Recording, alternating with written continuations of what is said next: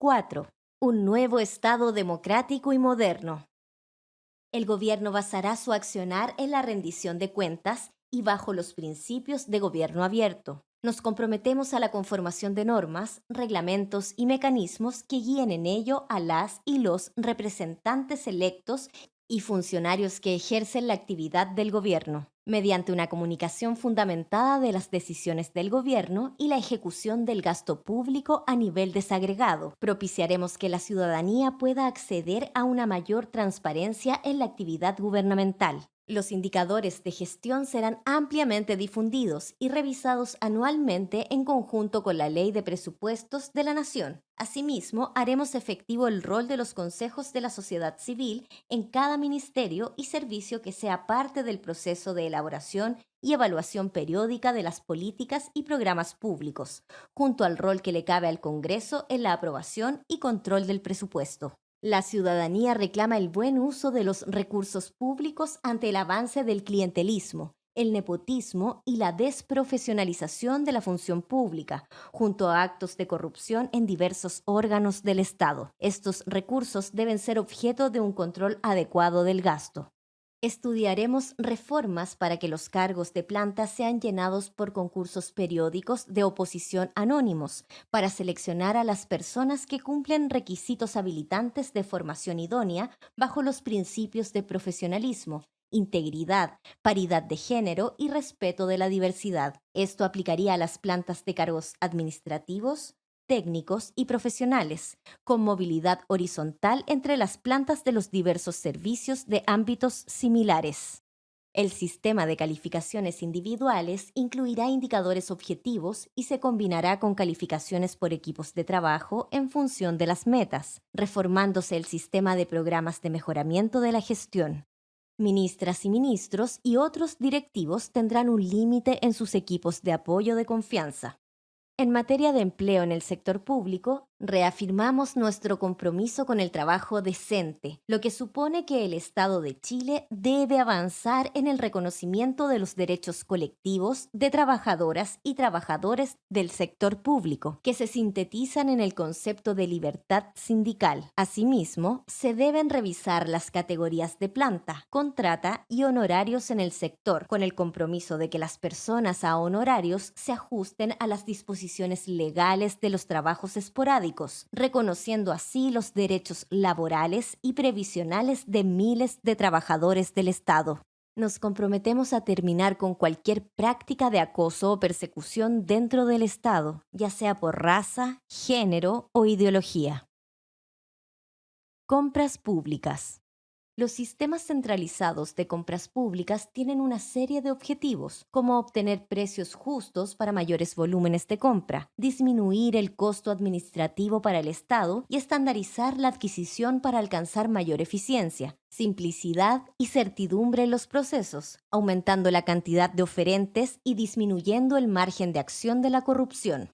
Lamentablemente, nuestro sistema no cumple con ellos de manera satisfactoria, por lo que plantearemos una reforma al sistema para optimizar la competencia y eficiencia en las compras públicas, mediante un proceso que sea óptimo, eficiente y transparente. Así se fortalecen los sistemas preventivos y sancionatorios de actos de corrupción y faltas a la probidad.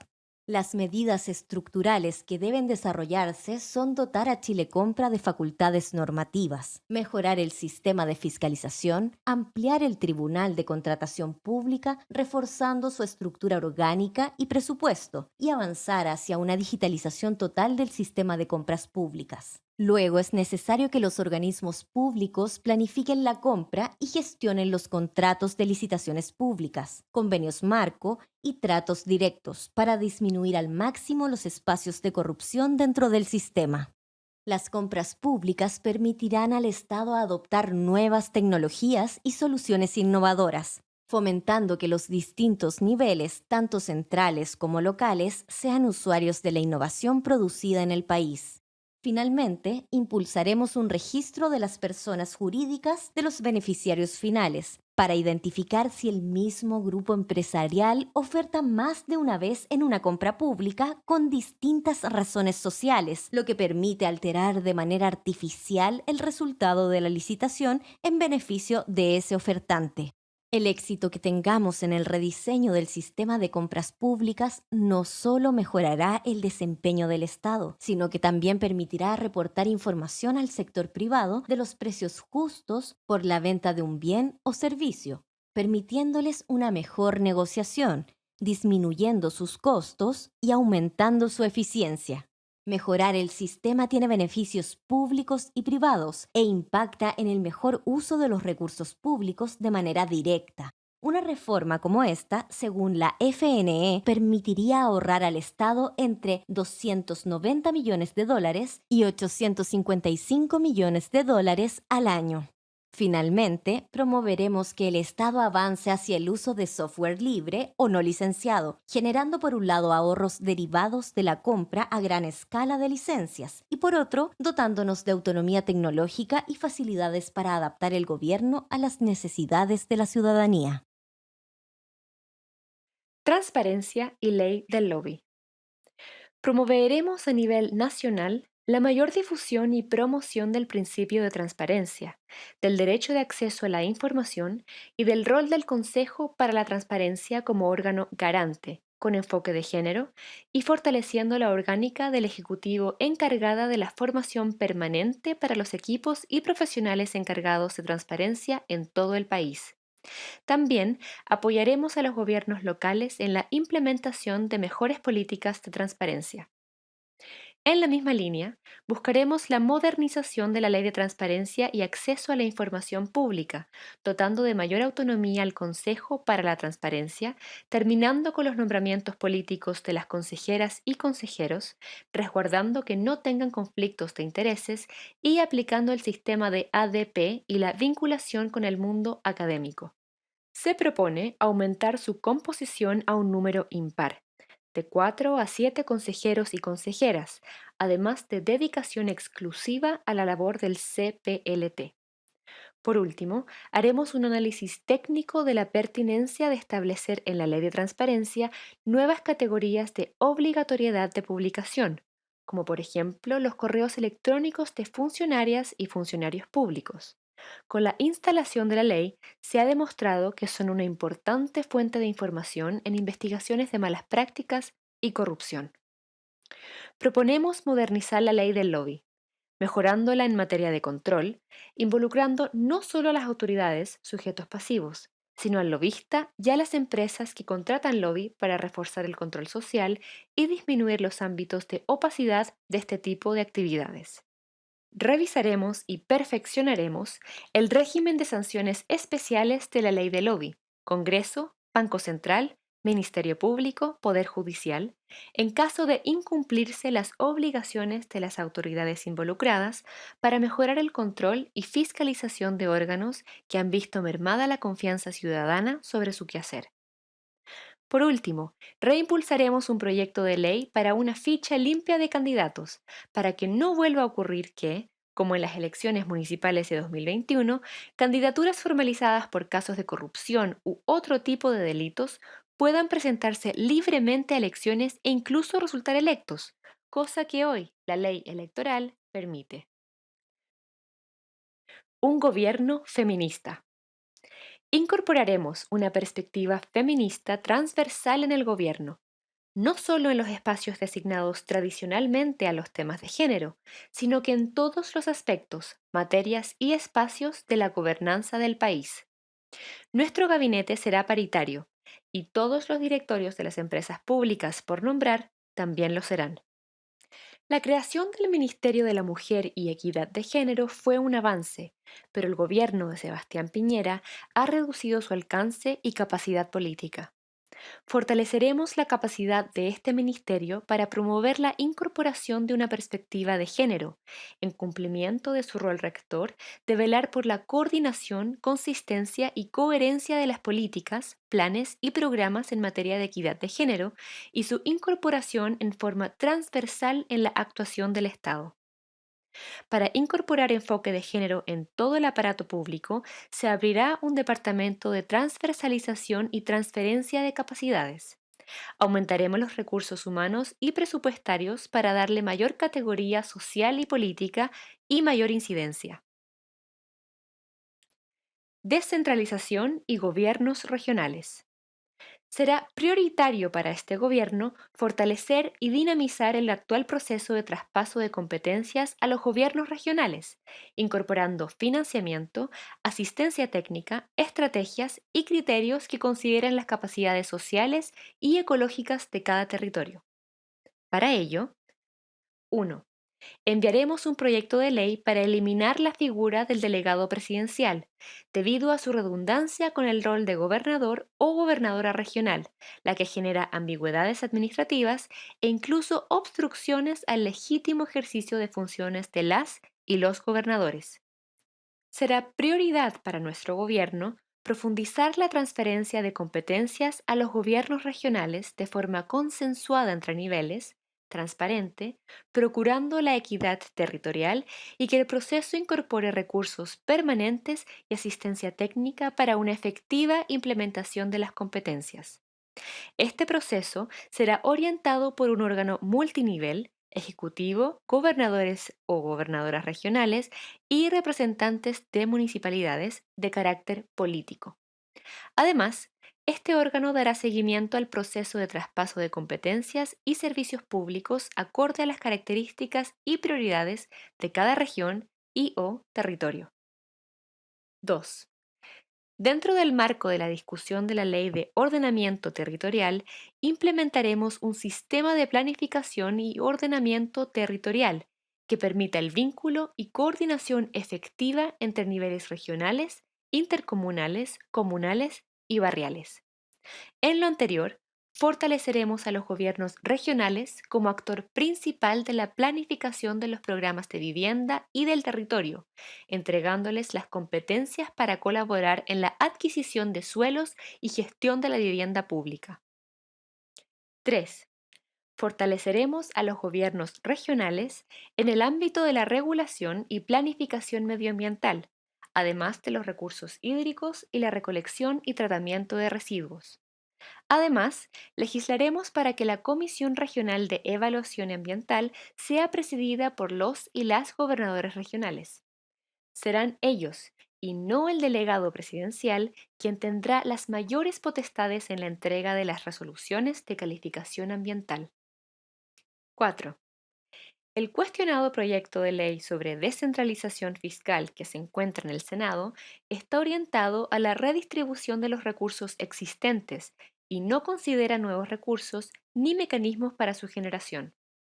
Cabe recordar que en los países OCDE con estados unitarios, el promedio del gasto fiscal de gobiernos subnacionales es de 27,4% del total.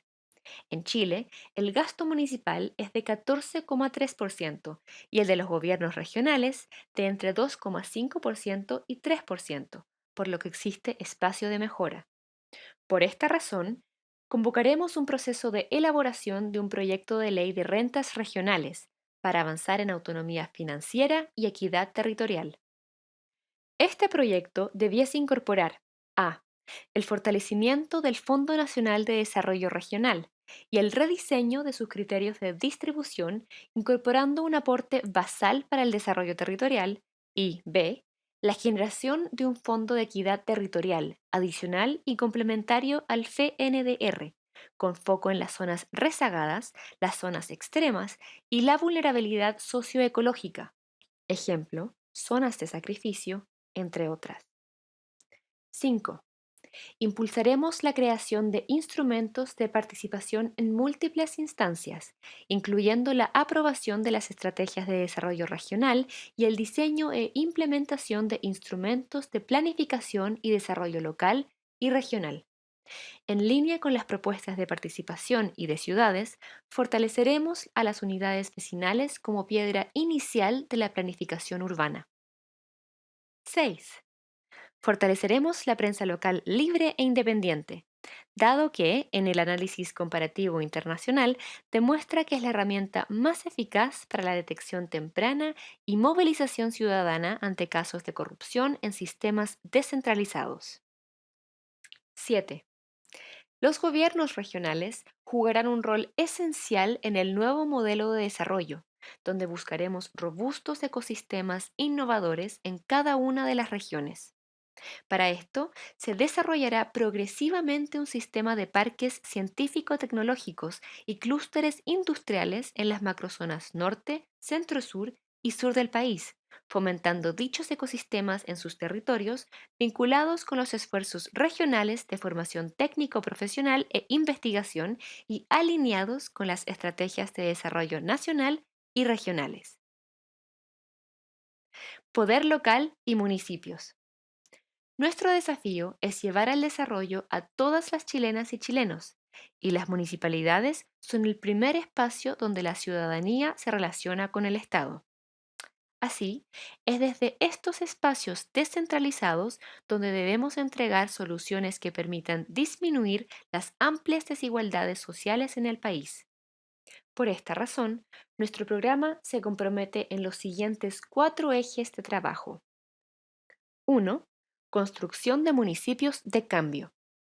Promoveremos y fortaleceremos la creación de empresas municipales o entre municipios para proveer productos, bienes y servicios que representan derechos sociales, como es el acceso a electricidad, agua, internet y otros cuya ausencia, elevados costos o externalidades negativas de la operación perjudican a la comunidad.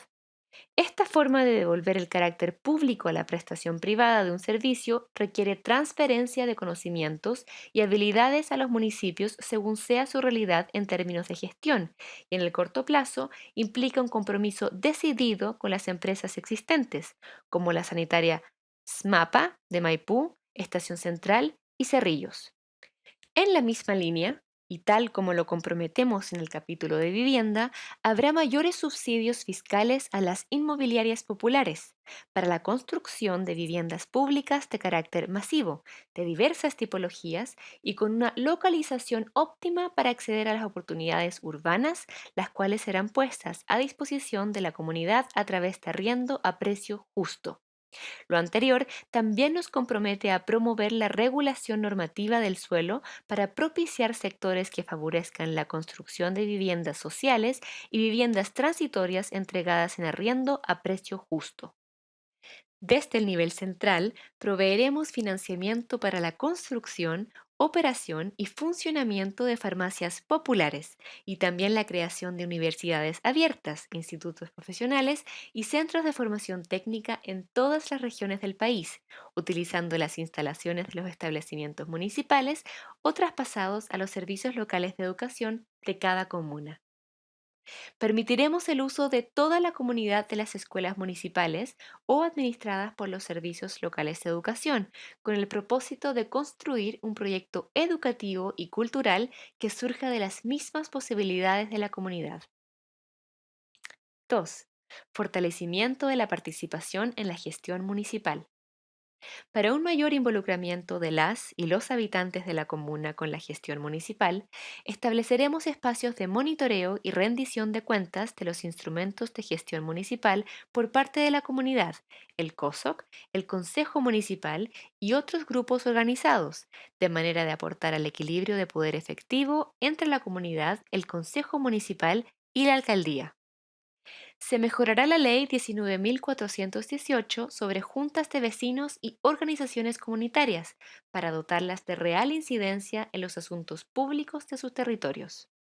Seguiremos la legislación que avanza en paridad de género en los consejos municipales y regionales. Así también promoveremos legislación para agregar representantes de pueblos originarios como concejales supranumerarios según su proporción en la población comunal.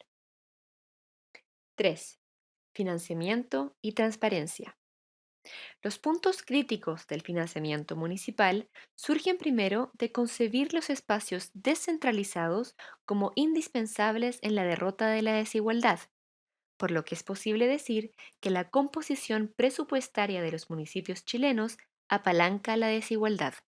Por esta razón, enviaremos un proyecto de ley de reforma del financiamiento municipal que, dentro de las medidas, aumentará el aporte fiscal al Fondo Común Municipal en más de un 1000%, permitiendo así que todos los municipios puedan implementar políticas de acción directa como crear farmacias o inmobiliarias populares, lo que mejorará la vida de los vecinos y vecinas.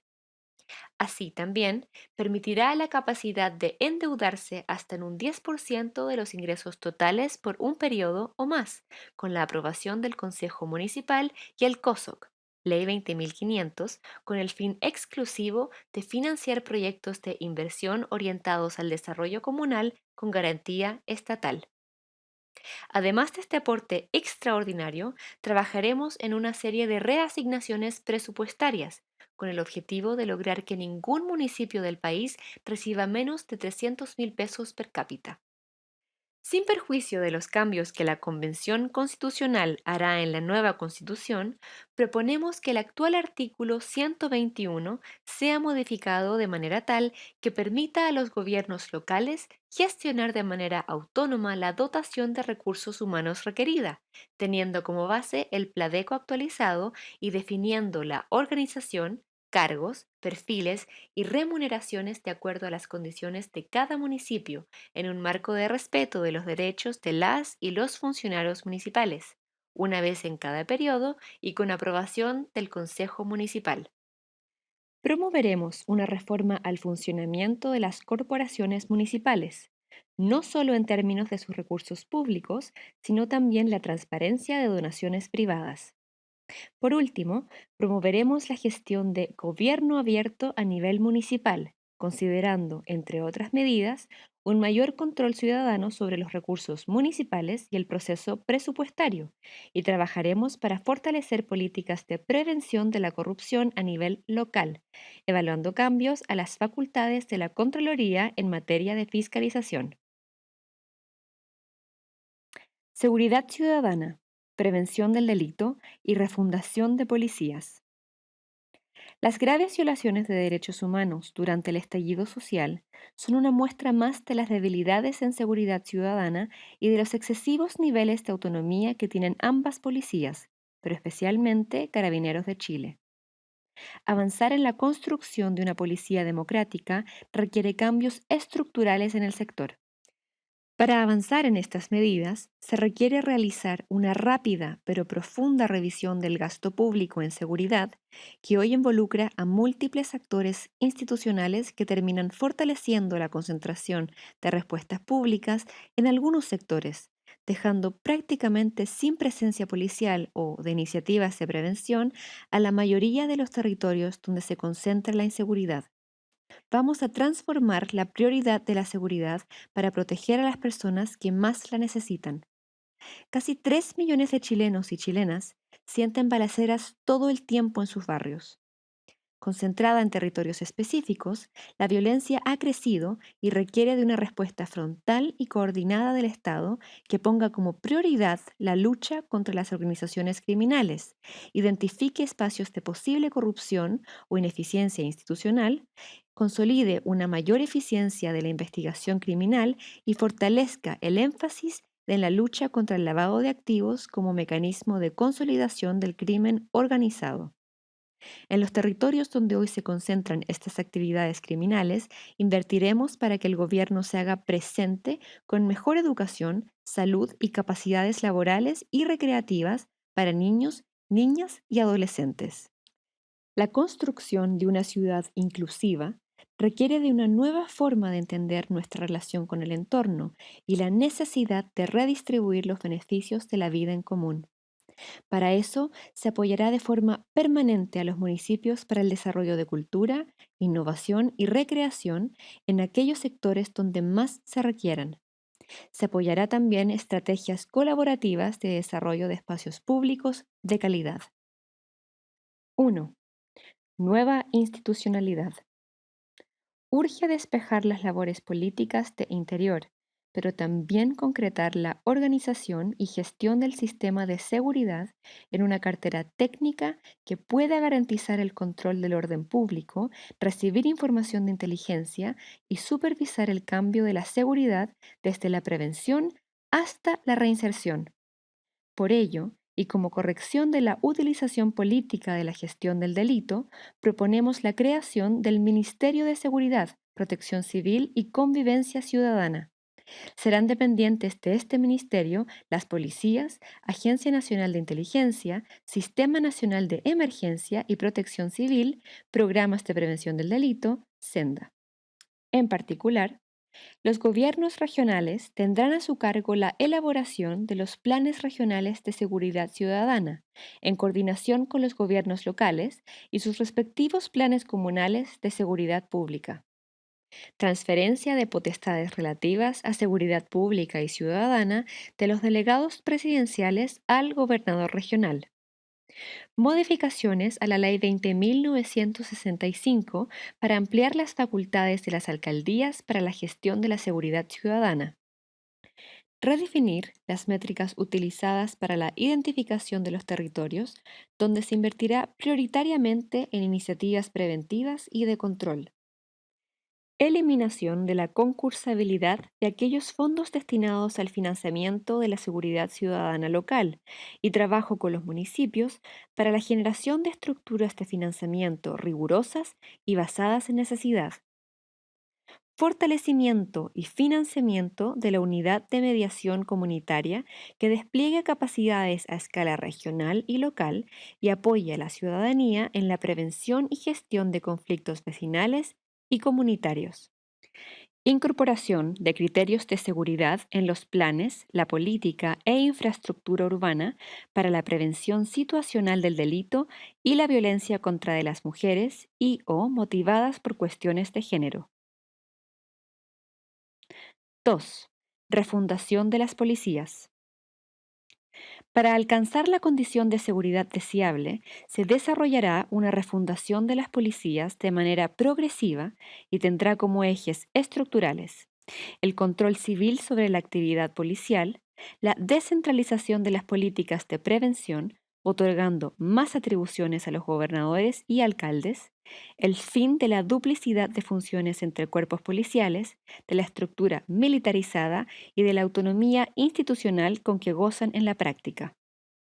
En todo caso, es menester para avanzar hacia igualdad intra y entre cuerpos del Estado el establecimiento de un escalafón único en el que los techos de crecimiento en la carrera profesional de policías no varíen en función de la capacidad de pago, sino que del mérito funcionario. La carrera funcionaria de sus integrantes debe apuntar a su desarrollo en su institución regional, pero debe estar considerada la opción de un cambio de esta, así como la posibilidad de postular a las otras dos instituciones policiales del país. Deben instituirse incentivos que apunten al perfeccionamiento permanente de sus integrantes. Para evitar diferencias en el estándar de los cuerpos policiales, los procesos de formación para todas las instituciones dependerán del gobierno central y estarán diferenciadas según sus funciones. No obstante, existirán planes conjuntos, como el de derechos humanos, que aseguren que todo el personal operativo cuente con un estándar único. La implementación de la refundación será gradual, estimando un plazo de 10 años en el que se tomará como base a las policías ya existentes. Carabineros y PDI atravesarán un proceso de reforma basado en reeducación general para una adaptación paulatina y armónica. 3. Crimen organizado. El crimen organizado es un fenómeno complejo, potenciado por la exclusión social y ausencia de derechos. Comprende acciones como el narcotráfico, el comercio sexual precario, la trata de personas, el tráfico de armas, entre otros, y que por lo tanto requiere de una nueva estrategia alejada de la noción de la guerra contra las drogas, basada exclusivamente en la represión. Para eso se propone una política de persecución penal eficiente del narcotráfico, focalizada en la investigación y el desbaratamiento de las grandes bandas que actúan en el país. La actualización del sistema de inteligencia del Estado con una nueva arquitectura que permita la integración real de las distintas agencias y unidades de inteligencia bajo el mando y control de una agencia civil con capacidades operativas autónomas. El mejoramiento de las capacidades de la unidad de análisis financiero integrándola como uno de los actores claves del sistema de inteligencia del Estado para perseguir el lavado de activos y cortar el flujo económico del crimen organizado. Extender las hipótesis de comiso de especies para facilitar la persecución económica del negocio del crimen organizado, agregando la posibilidad de decomisar bienes de igual valor al generado por la actividad ilícita, comiso por equivalencia. 1. Bienes que no son provecho de la actividad ilícita, pero están relacionadas con ella, comiso ampliado. 2. Y el comiso de bienes en los que exista prueba de que se han obtenido por una actividad ilícita a pesar de que no haya una condena. Por ejemplo, porque no hubo dolo o persona es inimputable, llamado comiso sin condena. La trata de personas debe ser investigada y priorizada en la lucha contra la criminalidad organizada. Su impacto mundial y regional es evidente y muestra las precariedades institucionales, así como los sesgos de género en su persecución. El tráfico de migrantes ha aumentado de forma significativa en América Latina. Enfrentarlo requiere respuestas regionales, pero una priorización nacional también. Nos comprometemos a priorizar el trabajo de investigación que permita desbaratar estos mercados ilegales presentes en todo el territorio nacional. 4. Política de drogas. Legislaremos una nueva ley de drogas que no persiga los usos personales ni sus actos preparatorios, distinguiendo entre el microtráfico y el tráfico de estupefacientes. Junto a lograr una política de persecución penal eficiente del narcotráfico, focalizada en la investigación y el desbaratamiento de grandes bandas que surten drogas en las poblaciones, realizaremos un cambio en la forma de enfrentar el problema del consumo de marihuana, adoptando un enfoque de prevención y reducción del daño. Dado que el consumo problemático de sustancias es un problema de salud pública y atendiendo los derechos básicos de las personas, facilitaremos el acceso a prestaciones de salud y rehabilitación para dichos consumidores. Prevención, tiempo libre, cultura y educación.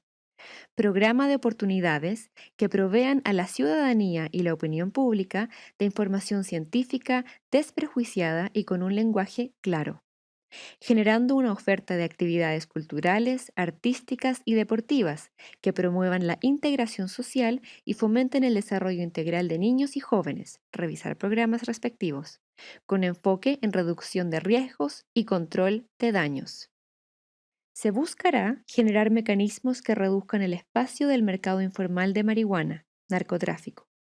De forma complementaria, generaremos mecanismos integrales de prevención del consumo, como de cesación y rehabilitación, especialmente en la protección de grupos de riesgo, en especial niños, niñas y adolescentes.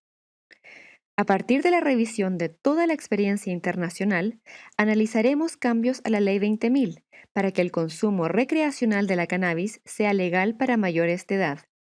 Lo anterior estará acompañado de un marco regulatorio y políticas públicas que, entre otras cosas, fortalezcan los programas de rehabilitación y salud mental y disminuyan el actual consumo de drogas en la población, con especial énfasis en adolescentes.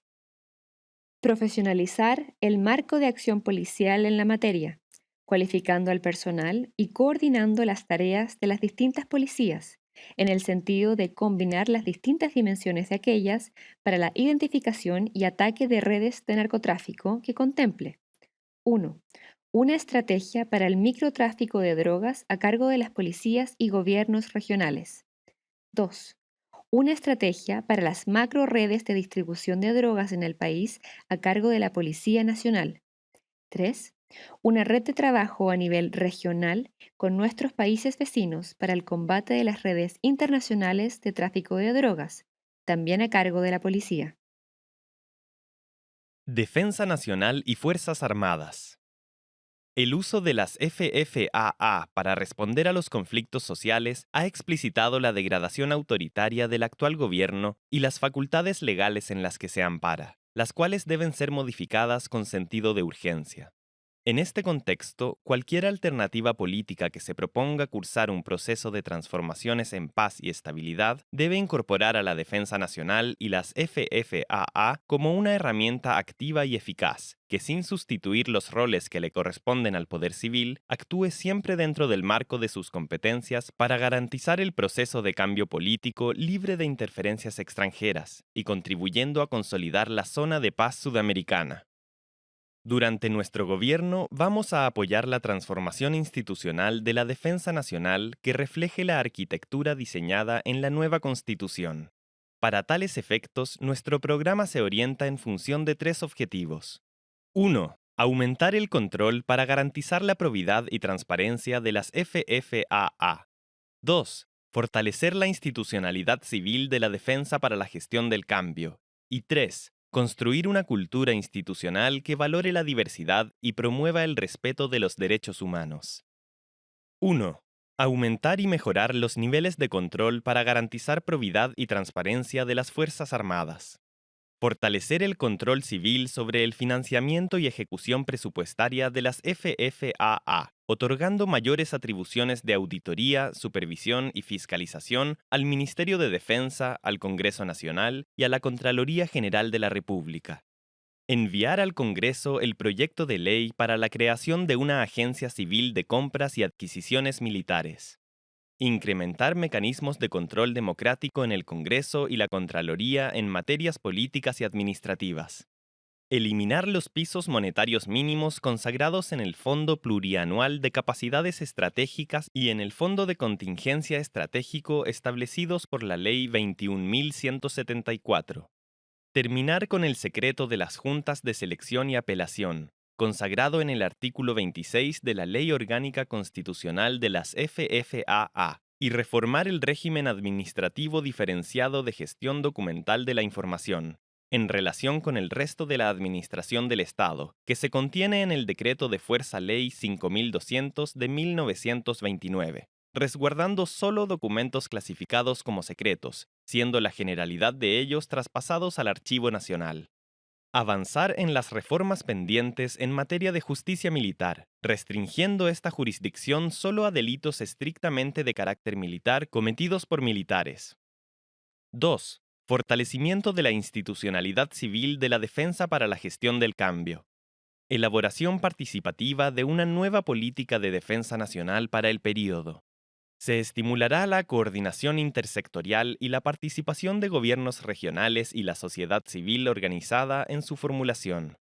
Revisión de la Ley 20.424, Estatuto Orgánico del Ministerio de Defensa Nacional, y la Ley 18.948 Orgánica Constitucional de las Fuerzas Armadas, tanto para ajustarlas a las eventuales definiciones constitucionales como para aumentar las capacidades de dirección, mando y control de las autoridades civiles de la defensa, institucionalizando el proceso de planificación por capacidades de carácter conjunto y desarrollando una carrera funcionaria adecuada para su ejecución.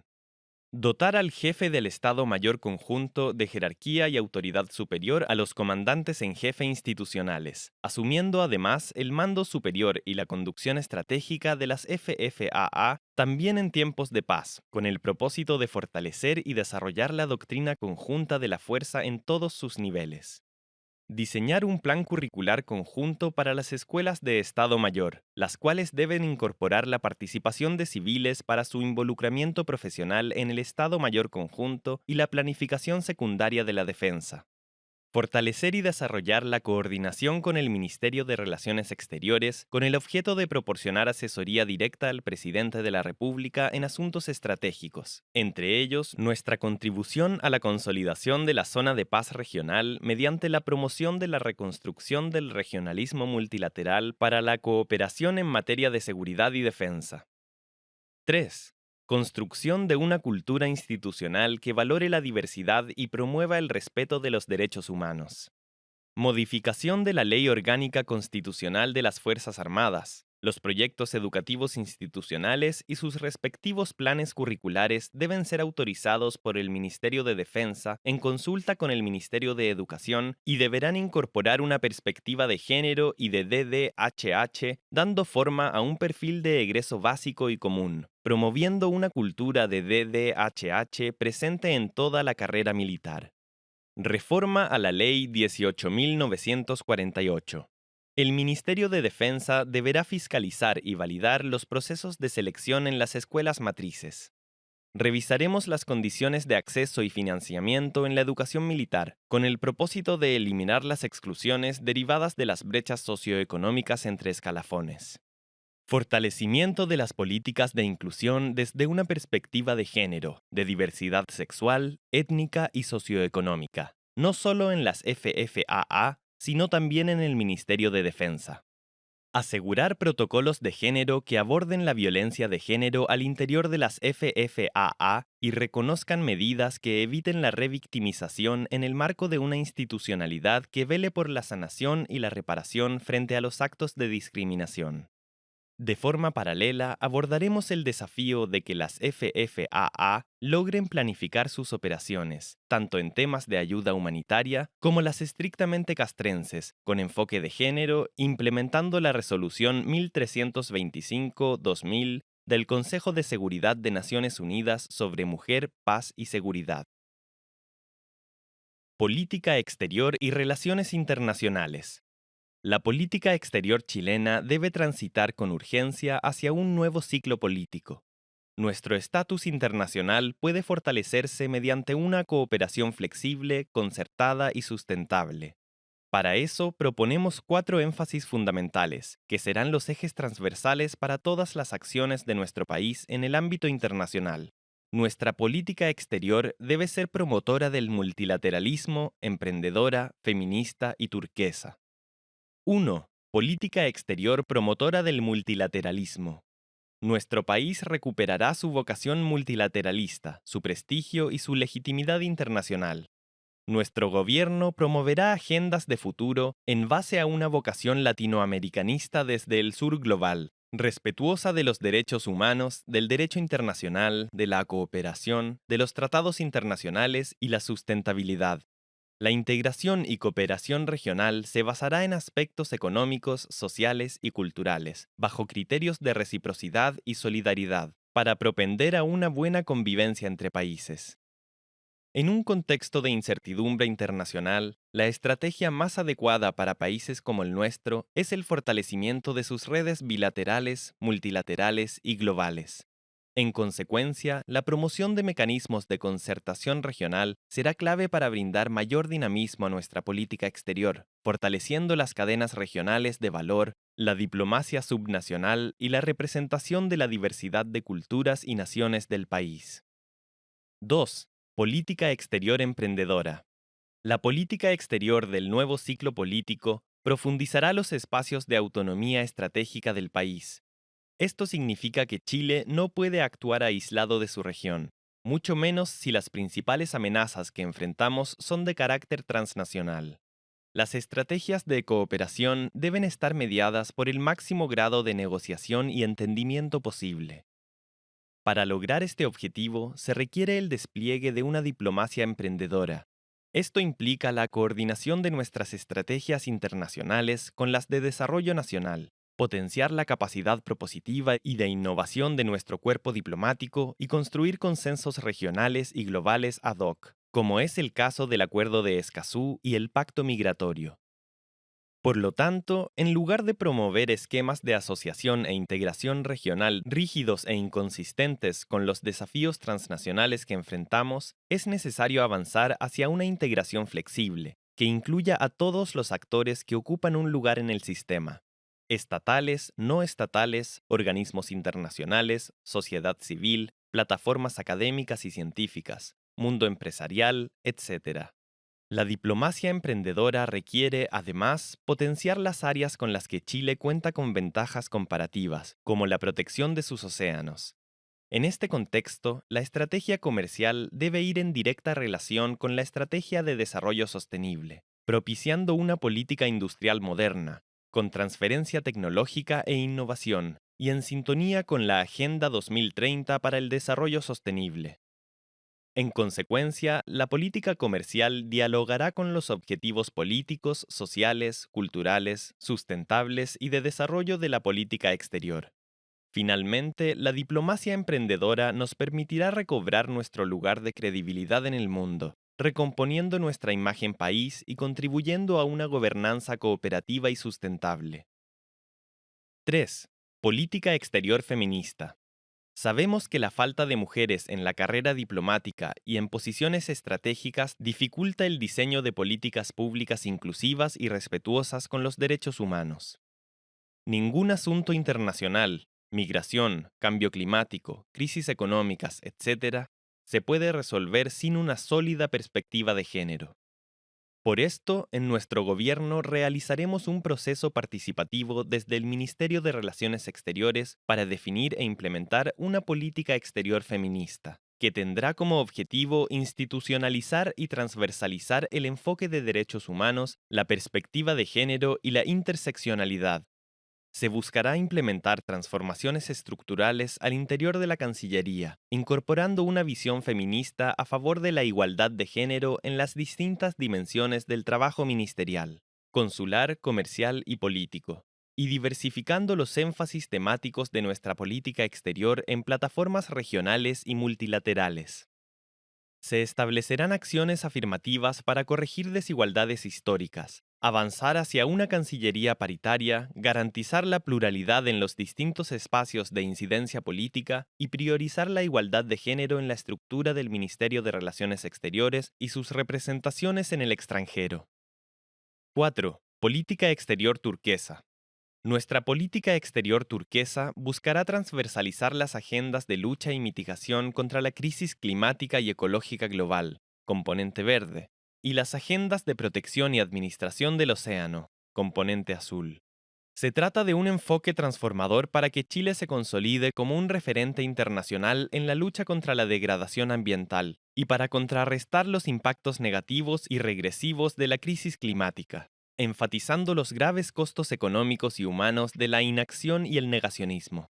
Se privilegiará esta agenda como una estrategia país de conservación de la biodiversidad y de administración de los bienes comunes globales, que se contrapone a la lógica extractivista que ha caracterizado los modelos de desarrollo de los países de la región. Finalmente, propiciaremos a través de los mecanismos ya existentes y cuando sea necesario, la actualización y modernización de nuestros tratados comerciales, para enfrentar con mejores herramientas los desafíos globales que amenazan nuestro bienestar. Estas iniciativas se realizarán respetando la institucionalidad, el derecho internacional y las cláusulas de los propios tratados y siempre que exista acuerdo mutuo entre las partes. Revisión de focalización y modelo de políticas sociales. El desarrollo de un estado de bienestar basado en derechos sociales garantizados implica un cambio de paradigma en la forma en que se concibe el régimen de bienestar y el sistema de protección social, pasando de la entrega de beneficios sociales en su mayoría focalizados a un esquema donde coexistan la provisión universal de derechos sociales por parte del Estado en áreas medulares y programas públicos especializados en la reducción de brechas en materias específicas. En este sentido, se propone un nuevo y eficiente modelo de política social, que garantice igualdad e inclusión social. Se basa en una arquitectura de inversión social, con enfoque de género y curso de la vida, para asegurar la sostenibilidad de este nuevo Estado garante de derechos sociales. Tomando experiencias positivas como el Welfare Watch en Islandia, proponemos que la implementación de esta arquitectura de política social vaya acompañada de un observatorio del bienestar, interdisciplinario e intersectorial, integrado por representantes del gobierno, interlocutores sociales, agentes no gubernamentales y la sociedad civil, para monitorear la situación de diversos grupos sociales, por ejemplo, niños, niñas y adolescentes, desempleados, migrantes, personas mayores, entre otros, y proponer medidas para proteger y promover su bienestar. 1. Integración y ampliación de la cobertura en programas sociales. Existe una multiplicidad de beneficios sociales que apuntan a poblaciones objetivos similares y que generan un exceso de oferta, por lo que se propone unificar la oferta de programas sociales a cambio de ampliar su cobertura. Así, se logrará ampliar la cobertura de los beneficios sociales y disminuir los costos de administración que tienen estos beneficios. 2. Mejoras al registro social de hogares. El RSH tiene importantes espacios de mejora en su implementación y en los criterios utilizados para la clasificación socioeconómica de los hogares. Se propone realizar una evaluación para abordar sus problemas metodológicos, avanzar en integrar datos de mayor complejidad, como el endeudamiento, e integrar diferencias por zonas geográficas, con el fin de que el instrumento refleje de mejor manera la realidad chilena. A partir de los resultados, se presentarán criterios de focalización/universalidad para la política social. 3. Creación de un banco integrado de datos. Para fortalecer los sistemas de información del Estado, avanzaremos hacia un banco integrado de datos que permita unir datos administrativos de manera anonimizada provenientes de ministerios, gobiernos regionales y locales y encuestas sociales. A través de ello, será posible mejorar el diseño de las políticas públicas, incrementando las capacidades estatales para intervenir tanto a nivel central como local. También contribuirá a mejorar la experiencia de las personas en su relación con el Estado, disminuyendo la burocracia, avanzando en ventanillas únicas y dando seguimiento a solicitudes de las personas. Simultáneamente, proponemos fortalecer las estrategias y políticas de datos abiertos en toda la información generada por el Estado, resguardando la seguridad nacional, la privacidad y protección de datos personales, con el fin de que estén disponibles para las entidades y personas que lo requieran, ya sea para labores de investigación como de fiscalización. Lo anterior sin perjuicio de garantizar la privacidad, resguardo y protección de los datos individuales. Ver más detalles en el capítulo de Transformación Digital. Programa de Gobierno. Apruebo dignidad. Hay más de un camino para elaborar un programa. El método tradicional lo deja en manos de equipos expertos que escriben sobre sus temas, suman sus aportes y se imprime. Nuestro camino es otro, y cuando decidimos recorrerlo, fuimos plenamente conscientes de las complejidades que implica abrir puertas a la participación. Pero no dudamos un segundo, porque los cambios que necesita nuestro país hacen indispensable escuchar más que hablar, unir ideas en vez de aferrarnos a supuestas verdades absolutas. Se trata de un asunto de convicciones profundas, pero también de pragmatismo. Si algo nos ha mostrado el momento histórico que vivimos como sociedad, es que es completamente inviable hacer cambios sin participación, tanto como pretender alcanzar el orden sin hacer cambios de fondo en nuestra convivencia. Así, quien recorra estas páginas coincidirá con esta conclusión. Este programa construido entre tantas y tantos es la muestra más contundente de que la estabilidad solo es posible cambiando sustantiva y gradualmente las condiciones de vida en cada rincón de nuestra patria. Esos cambios nos inspiran y demandan toda nuestra capacidad de unir y avanzar, paso a paso, sin olvidar que este proceso de transformaciones lo abrió la gente organizándose, movilizándose, encontrándose, y que para seguir avanzando ese protagonismo de las personas deberá ser respetado y cuidado desde el gobierno. No será fácil ni rápido, lo sabemos. Tenemos la oportunidad histórica de construir un nuevo Chile para vivir mejor. Y aquí están las ideas para hacerlo realidad. Boric presidente, apruebo dignidad.